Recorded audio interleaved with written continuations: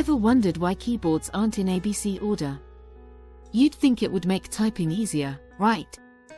Well, there's a fascinating reason behind it. Back in the 1800s, early typewriters had a mechanical problem. If two letters that were frequently used together were placed side by side, the machine would jam. So, the QWERTY layout was invented to space out those commonly paired letters and prevent jams.